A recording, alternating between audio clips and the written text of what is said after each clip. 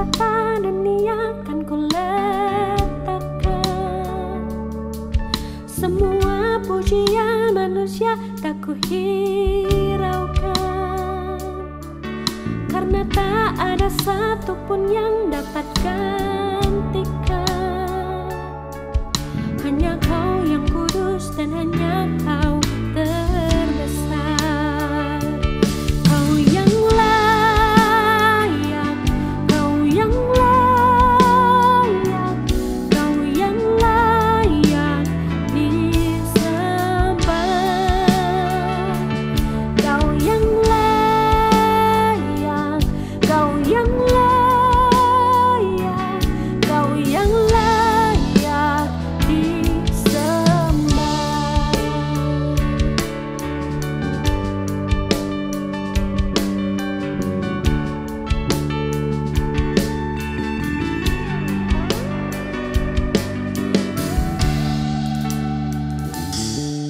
Kau dekat dengan semua yang memanggilmu. Betapa besar dan mulianya karyamu. Sungguh tak ada satupun yang dapat gantikan. Kini ku angkat tanganku dan ku bersorak. Kau yang layak, Kau yang layak, Kau yang layak disembah. Kau yang layak, Kau yang layak, Kau yang layak disembah. Kau yang layak, Kau yang layak, Kau yang layak disembah. Kau yang layak, Kau yang layak, Kau yang layak disembah. Kau yang layak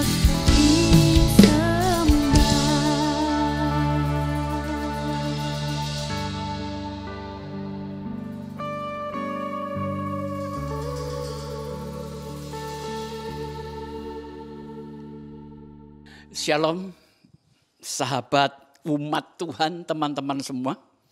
Ketemu lagi di hari Minggu. Dan saya berharap dalam waktu dekat kita bisa kebaktian tatap muka. Tapi baiklah, untuk mengisi kali ini saya teringat satu cerita. Seluruh dunia pasti tahu namanya lagu Amazing Grace. Gak ada yang gak tahu. Sangat besar anugerahmu. Saudara tahu siapa yang ngarang? Yang ngarang orang yang sangat berdosa. Orang yang hidupnya sangat hitam, keji. Karena selama ini kita berpikir hanya orang-orang kudus dipakai Tuhan. Enggak, Tuhan Yesus datang untuk orang berdosa. Pengarang lagu penciptanya adalah John Newton. Pada saat umur 7 tahun, mamanya meninggal. Ayahnya seorang pengusaha hebat, punya kapal. Dia melakukan perjalanan menjual rempah-rempah dari Afrika dibawa ke Eropa. Nah, pada saat mamanya meninggal, John Newton ini sering berlayar dengan ayahnya. Saya lupa pas dia umur berapa. Dia mulai melihat memperdagangkan orang Afrika untuk dijual di Eropa. Itu harganya bisa 3 kali lipat.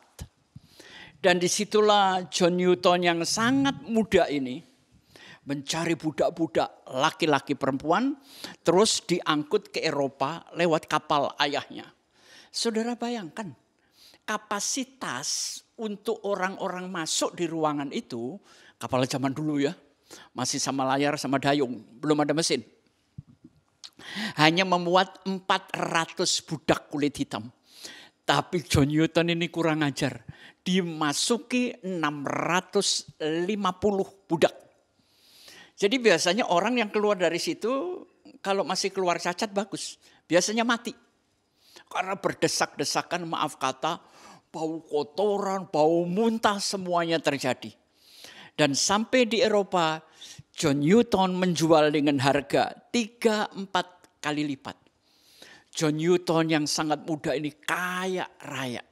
Sampai pada suatu hari kapalnya di lautan mana ya, itu dihantam badai.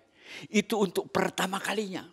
Walaupun John Newton dari keluarga Kristen, dia memanggil, Tuhan tolong saya. Kalau sekali ini engkau selamatkan, hidupku akan berubah. Dan ternyata Tuhan selamatkan. Dia memang tidak langsung bertobat. Tapi lewat hari itu, dia pelan-pelan mulai berubah. Dan dari mulutnya keluarlah himne yang namanya Amazing Grace. Kemudian dengan salah satu temannya, pemain musik, diberi aransemen. Dan akhirnya John Newton sebagai pencetus lagu Amazing Grace. Orang yang sangat gelap hidupnya. Jadi kalau mau Tuhan pakai, jangan lagi manusia kotor. Keledai aja bisa nyadarkan Biliam. Banyak Tuhan pakai hal-hal yang lain. Karena itu mungkin bagi pendengar yang kehidupannya lagi di bawah, lagi susah, hidupnya banyak kekotoran. Jangan berpikir Tuhan gak mau pakai. Asal kita mau menjawab, Tuhan ini saya, ini niatku mau melayani. Tuhan pasti pakai Anda. Tapi lain lagi dengan salah satu gereja di Brasilia, ya, di pulau yang namanya Bahia. Gereja ini banyak dikunjungin turis karena apa? Gereja ini memang artistik. Jadi di lantai 1 itu ada ruangan yang cakep banget. Tapi di situ di bawah tempat kebaktian mimbar ini ada ruangan gelap untuk menyimpan budak-budak dari Afrika. Bayangkan saudara, ini gereja loh ya. Dia cuma diterangin satu lubang di mana pendeta setempat setiap malam meletakkan lilin. Seolah-olah terang ini dari si pendeta. Ya, bukan dari Tuhan. Memang kalau siang karena atapnya kaca, dia dapat sinar. Tapi kalau malam, sang gembala lah yang meletakkan lilin supaya cahaya lilin ini memantul ke ruangan itu dalam keadaan gelap. Jadi dengar, terang itu miliknya Tuhan. Bukan milik kita, tapi kita sudah kebagian terang. Hidup kita sekarang terang, terangi orang lain. Tapi jangan berubah seolah-olah Andalah yang punya terang. Sang terang itu cuman Bapa di sorga. Inilah kejadian-kejadian dalam dunia kekristenan. Di mana kita seolah-olah berpikir bahwa hanya orang-orang baik yang dipakai Tuhan. Enggak, banyak orang jahat dipakai Tuhan berubah. Ya, ingat penjahat yang di sebelah kiri atau kanan Yesus itu.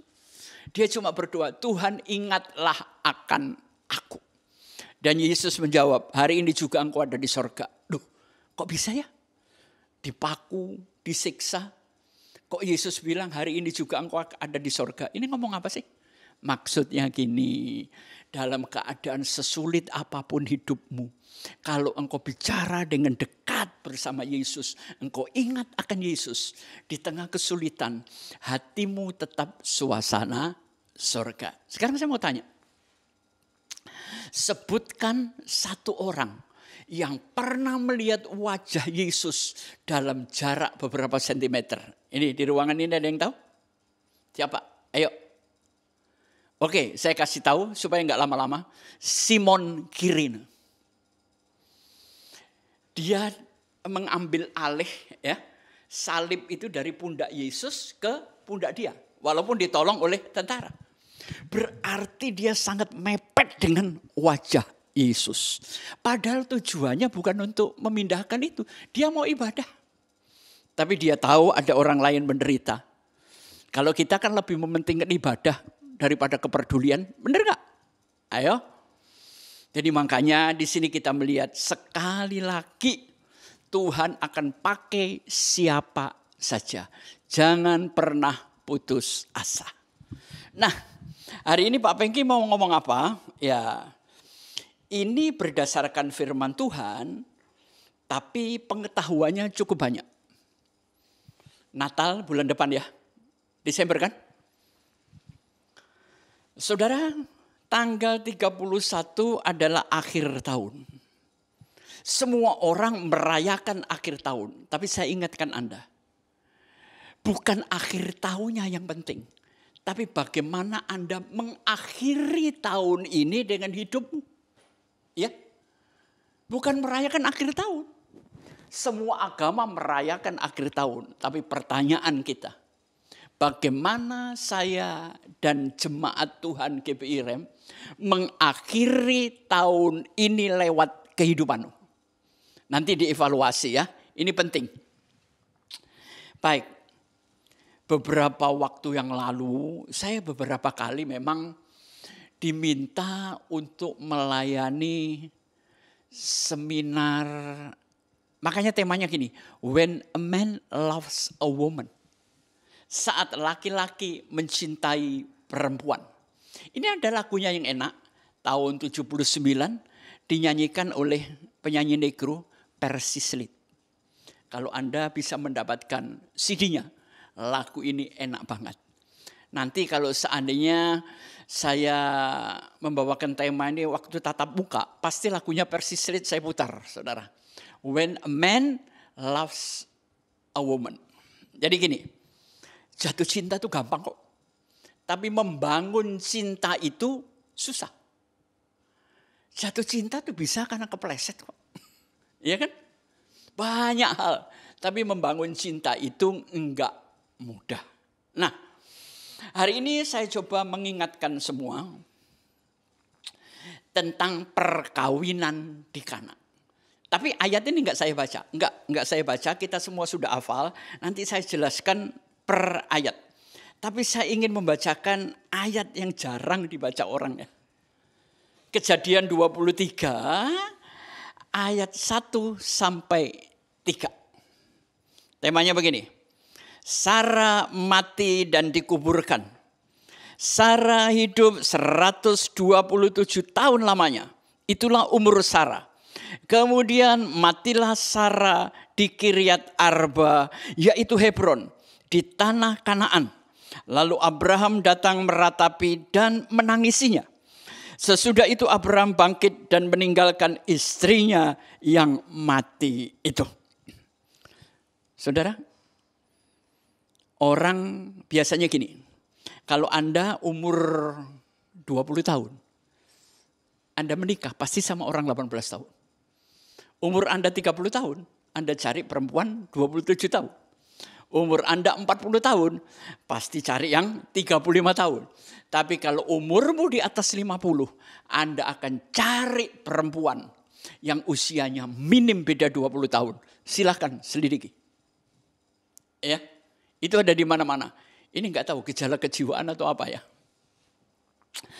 Waktu Anda diberkati, Anda menandatangani perjanjian nikah enggak? Tanda tangan kan? Ucapan, waduh diucapkan dengan air mata, dengan tangan suara yang gemetar. Tapi biasanya survei ya, bukan kebenaran firman Tuhan. Kalau pernikahan sudah mulai berumur 7 tahun, disitulah kegoncangan itu terjadi. Memang bukan kebenaran, tapi survei menunjukkan usia pernikahan 7 tahun mulai macam-macam terseok. Nah, oke, saya akan mulai. Kalau Sarah ini bisa berumur setua itu, pasti ada dukungan suami dong. Setuju nggak? Kalau enggak dia pasti mati muda kok, saudara. Ya, dia pasti mendapatkan suami yang pas. Dan ini bukan keluarga yang baik. Yang namanya Abraham pernah selingkuh dengan pembantunya orang Mesir yang namanya Hagar. Disebabkan siapa? Emang Abraham naksir dia? Enggak. Gara-gara istrinya yang mendorong. Karena dia enggak percaya dengan firman Tuhan. Jadi kalau gitu kita ini sebagai istri harus mendorong suami begitu Pak? Enggak, memang ngedorongnya enggak ngomong begitu ibu-ibu. Tapi ngedorongnya dengan muka yang kecut, dengan omelan, dengan semuanya. Nah saya ingin katakan, bener enggak? Pertengkaran bapak ibu di rumah ini karena apa?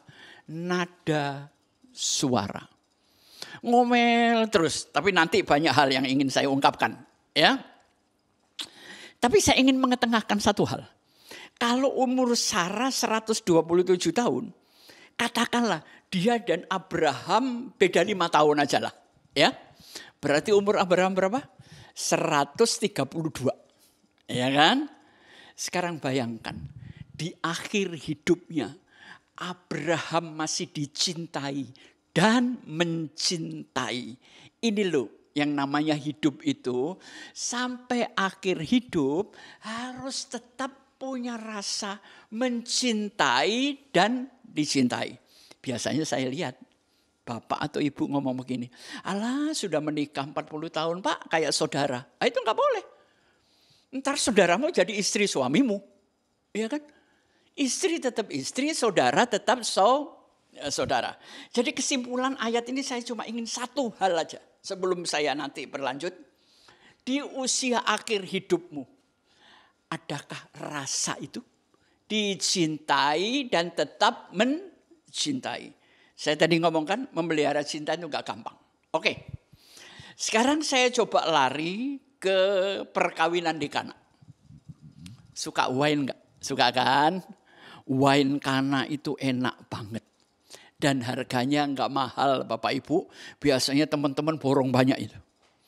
Karena terkenal dengan apanya? Kalau Bapak Ibu nanti ikut Holy Land dengan siapa aja, tur ke sana, minta pernikahanmu diteguhkan kembali. Di tempat Yesus membuat air jadi anggur. Nah pertanyaannya, air jadi anggur yang berupa apanya Bapak Ibu? Rasanya. Bukan cairannya. Hidup itu pertama adalah rasa. Ya.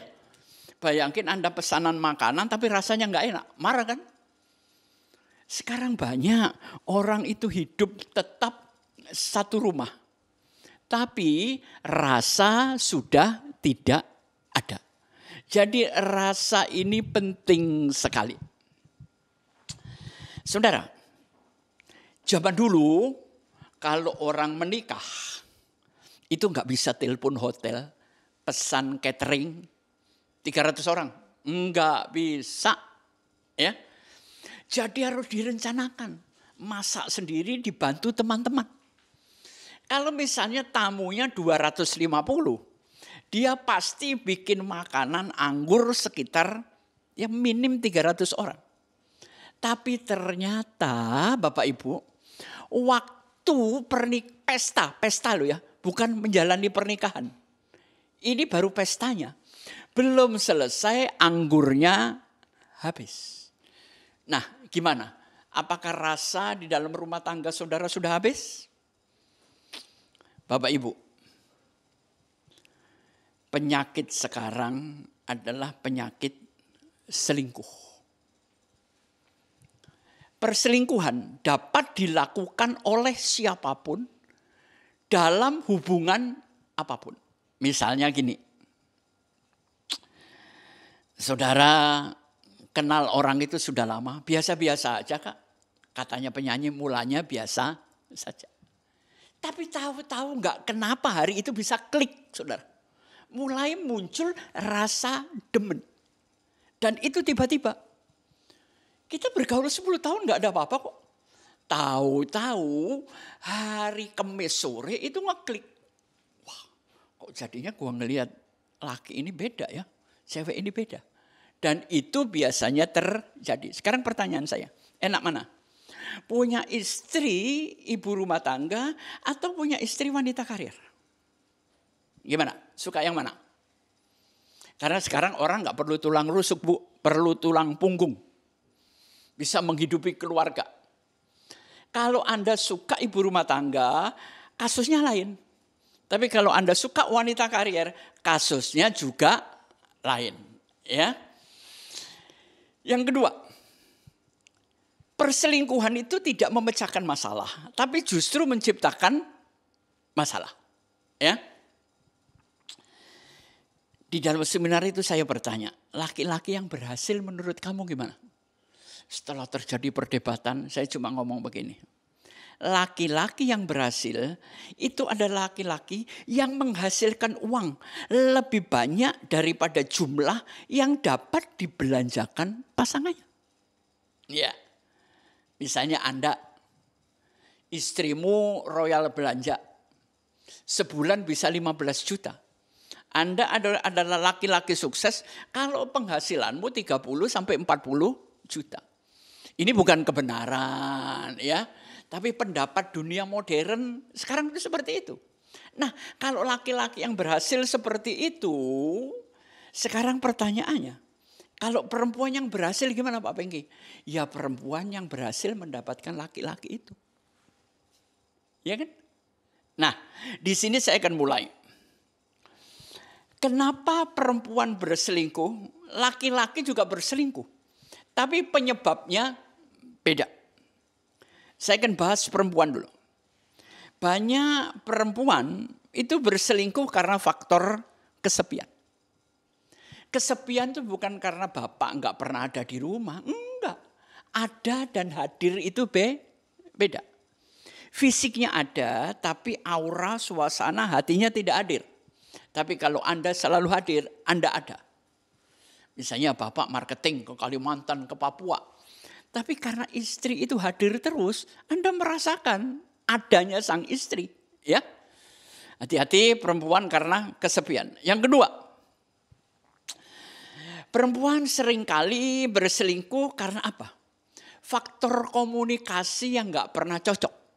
Ya nada suara, ntar kita ngobrol ujungnya berkelahi.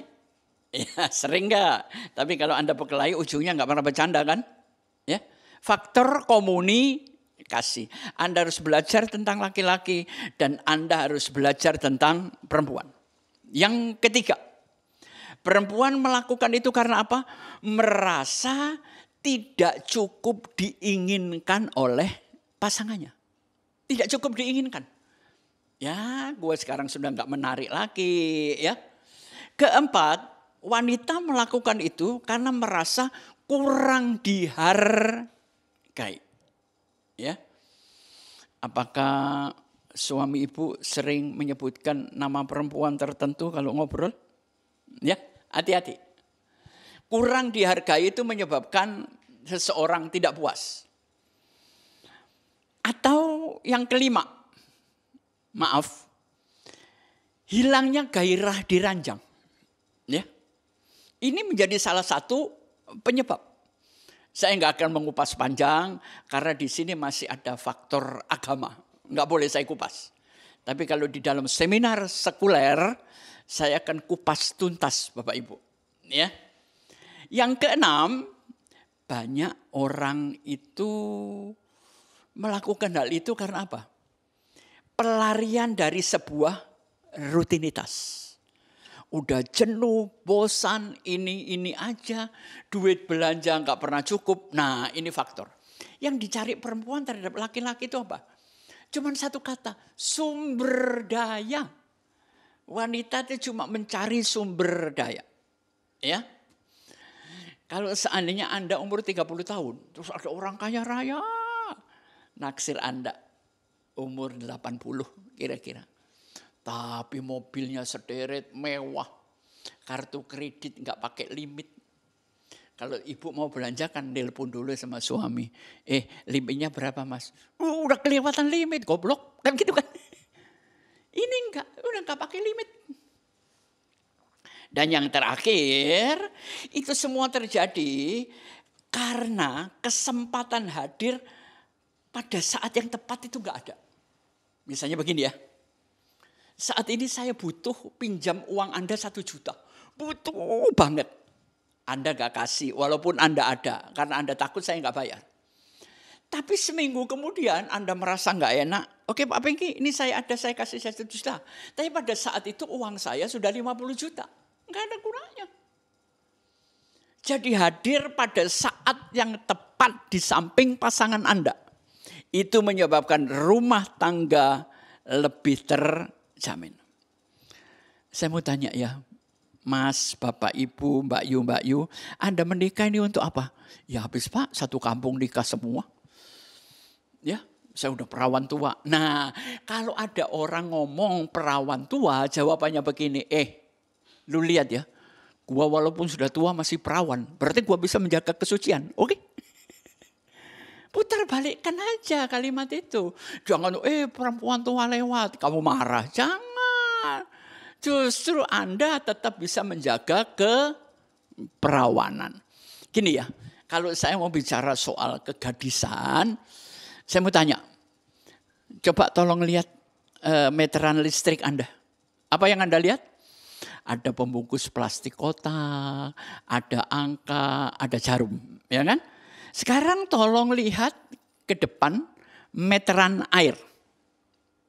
Iya Pak, ada tutupnya saya buka, ada meteran, ada beberapa bulutan kecil.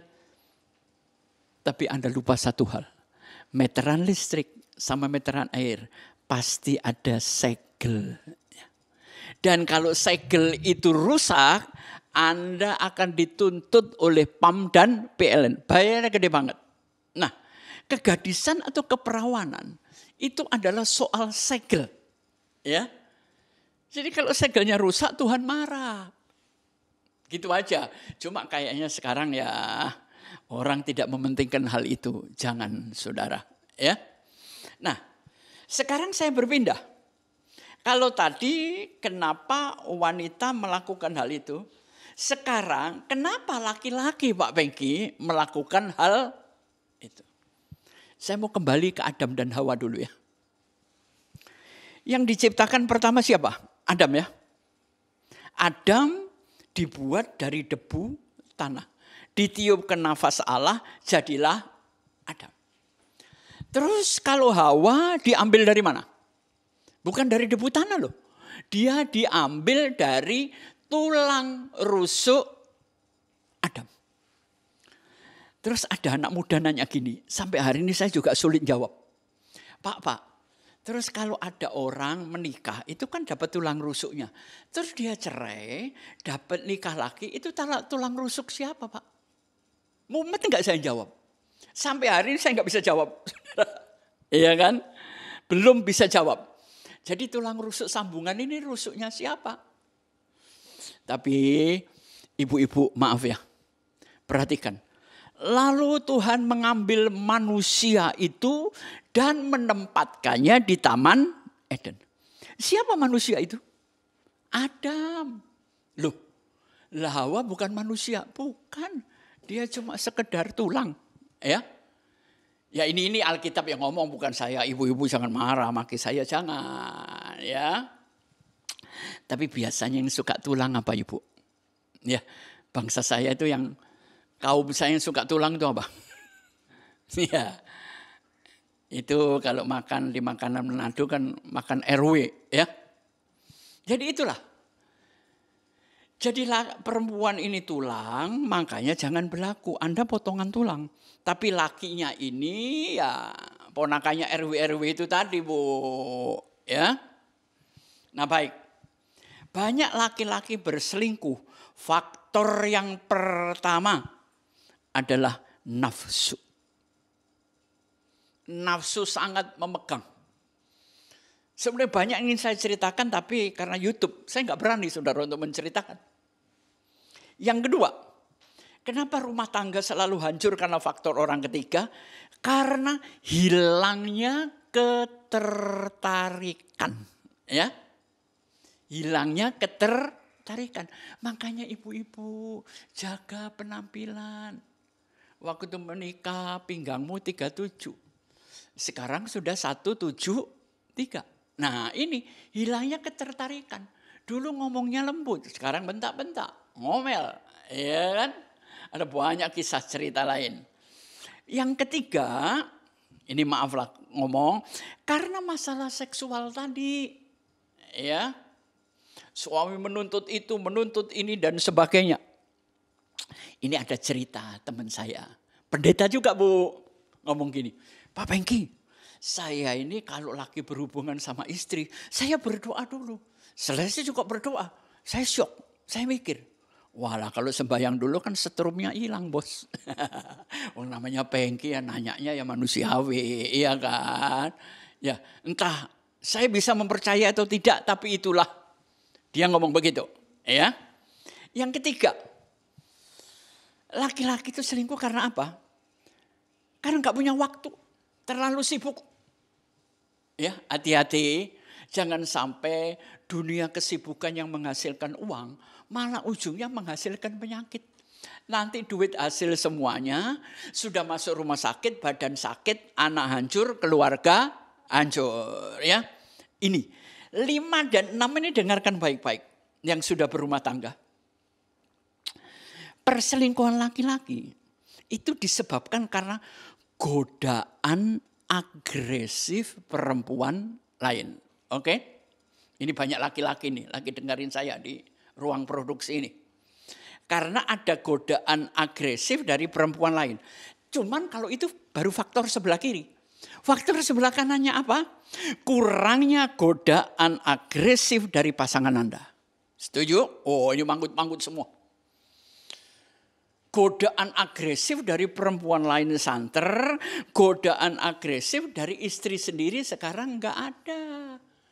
Ini sebetulnya kuncinya, Bu. Ya. Cuma memang enggak gampang sih. Jujur enggak gampang. Ya, tapi saya menyampaikan supaya kita sama-sama belajar, ya. Nah, pria melakukan itu karena apa? Faktor sensasi. Iya kan? Ada jiwa petualangan, adrenalin naik, dak-dikduk, ya kan? Tapi ini sekali lagi bukan kebenaran. Ini survei duniawi. Tapi bisa saya terima dengan logika. Tapi kemarin setelah saya mengadakan seminar ini, yang disetujui laki-laki, yang 5-6 tadi, godaan agresif, sama nomor 8 ini, omelan pasangan. Ya, semua menulis gitu. Istri saya itu ngomel banget Pak. Suami saya itu enggak ngomel tapi bentak. Suami saya enggak ngomel tapi mukul. Jangan ya. Kita sebagai laki-laki enggak boleh memukul wanita. Karena biasanya begini. Laki-laki yang berani di luar itu enggak berani di dalam. Percaya enggak? Dia enggak akan berani sama istrinya. Tapi kalau dia tukang mukul istri di luar. Dia enggak punya nyali untuk berkelahi Bapak Ibu. Ya, ini pengalaman saya ya. Saya mau cerita, sudah lama terjadi. Teman saya ini polisi militer. Terkenal sadisnya. Mungkin sudah nggak ada orangnya sekarang, ya. Dia nggak pernah takut dengan siapapun, bahkan terkenal paling sadis. Satu hari saya ini datang ke rumahnya Bapak Ibu. Nggak tahu gimana kok saya ini tanpa sengaja masuk lewat pintu belakang. Begitu saya buka, saya kaget. Orang yang gitu sadisnya, istrinya tolak pinggang, lagi teriak, duduk kamu. Teman saya duduk kayak teman kanak-kanak. Oh Tuhan Yesus, kenapa begini? Dari situ saya menemukan, ya. Anda kalau menikah jangan cari bahagia, jangan. Apakah Anda lahir dari keluarga bahagia? Apakah pasangan Anda lahir dari keluarga bahagia? Kalau sama-sama tidak bahagia, maka dalam satu atap ada 2 orang tidak bahagia. Bagaimana orang yang tidak bahagia bisa memberikan bahagia? Gitu aja. Dan yang terakhir, ini disebabkan karena apa? Gagal komunikasi. Tapi saya sebelum melanjutkan firman Tuhan, saya selesaikan dulu ya. Berupa tips pengetahuan ini. Ada beberapa macam perselingkuhan. Apa itu Pak Pengki? Ada orang yang berselingkuh untuk menguji dirinya. Apakah aku masih laku? Benar kan? Perhatikan opa-opa yang sudah tua-tua itu. Kadang-kadang ganjen juga. Iya kan? Untuk supaya kita ini ngecek. Saya masih laku belum? Ini kalau orang dunia ngomong puber keberapa lah Fit? Ya saya nggak tahu. Ya. Yang kedua, laki-laki ini kebanyakan melakukan perselingkuhan karena krisis paruh bahaya. Di rumah tidak dihargai istri dan sebagainya. Ini krisis. Dan kemudian dia mencoba, apakah saya masih dihargai? Apakah saya masih laku? Yang ketiga, karena nilai perbandingan. Ya, biasanya kita ini menemukan idealisme setelah kita menikah. Kita nggak pernah, menikah itu bukan untuk mencari orang yang cocok. Tapi lewat pernikahan kita belajar untuk cocok. Jadi tujuan pernikahan apa? Kehendak Allah. Dan Anda melakukannya. Kedua, nilai pernikahan itu apa? Dan yang ketiga, cara mengelola pernikahan. Nggak mudah jujur. Suami istri ini yang dengar. Berapa banyak yang bosan sama pasangannya? Ayo ngaku. Iya kan? Kadang-kadang sudah nggak bisa ngomong lagi. Apalagi yang mau diomong? Nikah sudah 30-40 tahun. Habis kan yang dia ngomong? Selanjutnya, seringkali perselingkuhan ini merupakan bom waktu. Suami kelihatannya baik, nurut, karena nggak berani ngelawan. Tapi kalau satu saat dia sudah mentok, bom waktu itu akan meledak. Demikian juga istri.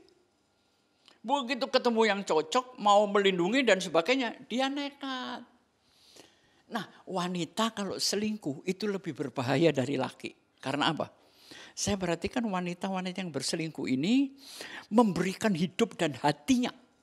Ya, kalau laki masih mikirin anak, masih mikirin kerjaan, ya. Tapi ini berdasarkan survei.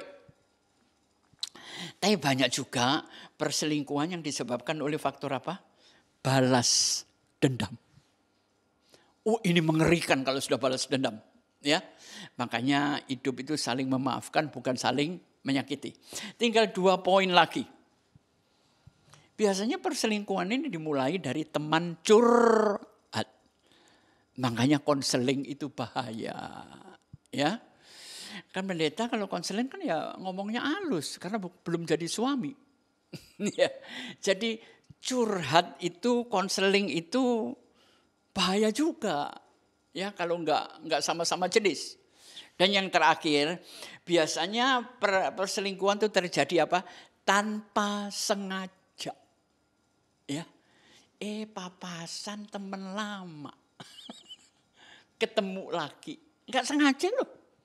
Semuanya bisa terjadi. Ya, itu hanya sekedar tips pengetahuan aja. Nah, saya balik ke peristiwa di Kana. Waktu anggur itu habis, yang maju ke depan siapa? Maria kan? Maria ini dilapori sama panitia konsumsi dari belakang. Maria, ini anggurnya habis, pesta masih 40% berjalan. Lantas Maria datang kepada Yesus. Dia cerita bla bla bla, anggurnya habis. Jawabannya Yesus apa? Saatku belum tiba. Saat itu adalah momentum. Dan untungnya ada kalimat Yesus diundang juga. Makanya apapun itu Yesus harus hadir. Ya. Sehingga Maria ke tempat Yesus. Tapi perhatikan, Yesus ngomong saatku belum tiba. Tapi tahu-tahu di luar perhitungan orang-orang di situ, dia panggil, pelayan, ambil tempayan berisi air. Nggak tahu berapa biji. Gunanya apa sih Pak di pernikahan kok ada tempayan? Gini, zaman dulu kan nggak ada mobil. Kita naik keledai, naik kuda, gurun pasir itu berdebu. Jadi orang-orang ini turun dengan membawa ganti pakaian, dicuci dengan air mawar di situ. Baru masuk ganti pakaian menghadiri pesta. Jadi kasarnya ini yang namanya tempayan berisi air, bahasa sederhananya apa? Kobokan cuci kaki. Seharusnya ya. Kalau saya jadi Yesus, ciptakan aja anggur yang baru. Jebret, 100 tempayan. Bisa enggak? Oh bisa Pak Pengki. Tapi Yesus tidak mau memperbaiki kekurangan dari luar pernikahan. Kekurangan itu harus diperbaiki dari dalam pernikahan. Hidup jangan pelarian, hidup jangan ngungsi. Ya. Terus si pelayan itu ngisi dengan air kan. Begitu diisi dengan air, Yesus ngomong gini, saya mau tanya. Waktu kekurangan anggur, yang nikah di depan tahu enggak? Enggak dong, yang tahu ya orang belakang. Makanya orang-orang di depan, orang-orang di atas, jangan sok tahu. Kadang-kadang orang di bawah yang kecil-kecil ini lebih tahu loh. Ya, makanya kita kerjasama antara atasan dengan bawahan. Ya, jangan merasa Anda sok hebat, enggak ada yang hebat, saudara. Nah, setelah diisi, Yesus ngomong, cedoklah.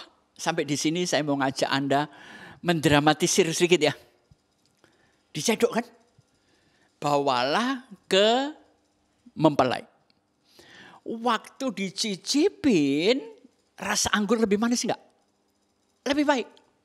Sekarang pertanyaan saya. Kapan terjadinya perubahan dari air kobokan cuci kaki menjadi anggur? Ayo. Menurut Anda kapan?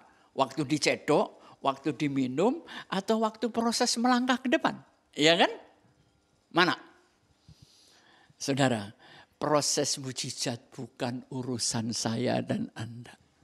Yang penting terimalah Tuhan membuat mujizat di dalam hidup Anda. Amin. Ya. Kita terlalu banyak ngurusin prosesnya. Kalau begini nanti Tuhan begitu. Kalau begitu nanti Tuhan begono. Enggak usah begitu. Proses mujizat itu miliknya Tuhan, bekerja sama dengan rasa terima kasih, kesabaran, keuletan. Ya, saat terjadinya perubahan, itu hanya Tuhan yang tahu. Yang penting berubah. Yang penting berubah. Yang penting berubah. Ya, nah, saudara, setelah semuanya beres, ada yang nanya. Ini tadi beli anggur di mana? Ada yang ngomong terima kasih sama Yesus? Enggak ada, saudara. Bubar ya bubarlah pesta itu.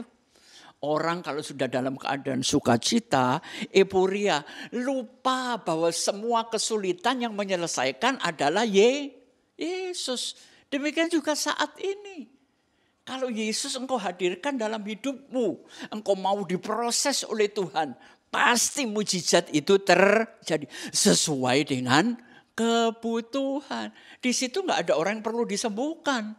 Jadi mujizat tidak selamanya kesembuhan.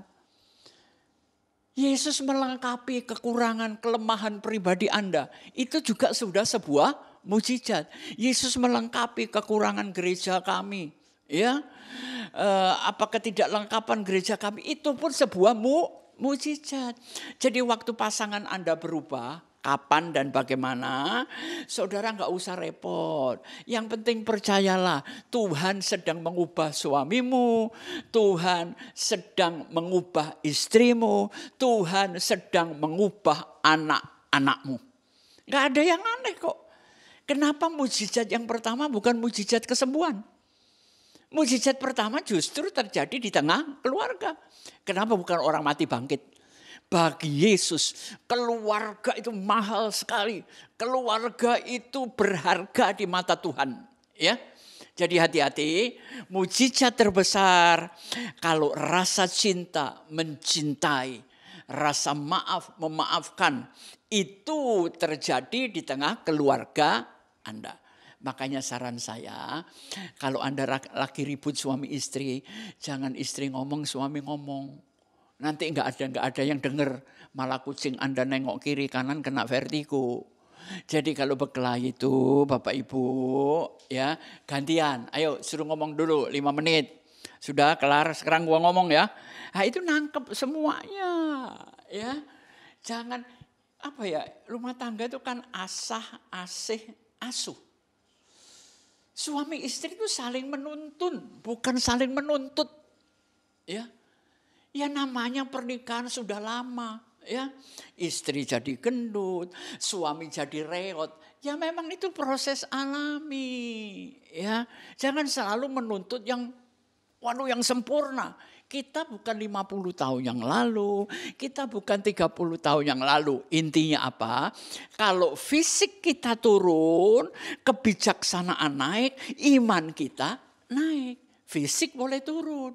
Tapi spiritual kita, hubungan kita dengan Tuhan makin hebat, makin diberkati. Jadi apa? Intinya ceramah atau khotbah pada minggu ini, hati-hati. Rumah tangga adalah kesayangan Tuhan. Karena dari situlah lahir benih-benih ilahi. Saya percaya. Saya tidak berpanjang-panjang, saya bukan orang sempurna, saudara. Ya, jangan sedikit-sedikit ngucapin cerai, bubar. Tuhan membenci perceraian. Loh, tapi kalau saya dipukulin terus gimana Pak? Wah ini ribet. Ntar kalau saya ngurusin soal gini, saya nggak kelar-kelar saudara. Anda tanya sama gembala Anda ya. Karena itu ada sesinya sendiri. Saya percaya kalau rumah tangga, jadi gini, sebelum saya akhiri, buat saya hidup itu namanya life excellence ya. Life excellence, hidup yang nyaris sempurna. Pertama, dibutuhkan personal excellent, pribadi yang baik. Kedua, dibutuhkan spiritual yang excellence. Masing-masing punya hubungan yang baik dengan Tuhan. Yang ketiga, kalau personal excellent dan spiritual excellent itu baik, maka terjadilah family excellent. Kalau family sudah diberkati, terjadilah financial excellent. Dan akhirnya yang kelima, service yang excellent. Sekali lagi, fisik kita boleh turun, Bapak Ibu ya, yang mau mulai berumah tangga, pikirkan baik-baik apa tujuan, apa nilai, dan bagaimana mengelola sebuah keluarga. Saya tidak akan memperpanjang, tapi saya percaya lewat khotbah singkat ini Tuhan memberkati Anda. Ya, mari kita berdoa. Bapa di sorga, terima kasih untuk minggu pagi yang indah ini. Banyak hal yang kami dapatkan, banyak hal yang kami belajar.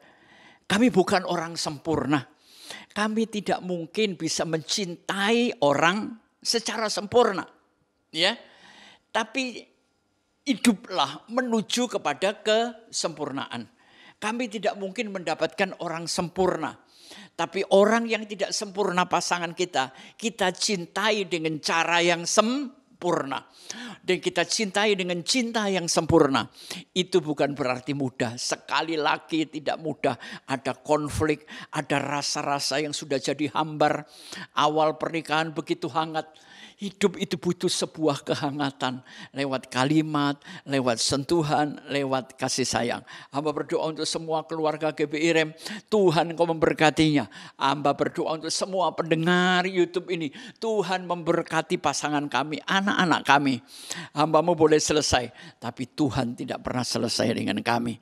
Di dalam nama Bapa, Putra dan Roh Kudus, kami serahkan hidup kami, keluarga kami, gereja kami, gembala sidang kami, sahabat, semuanya Tuhan memberkati.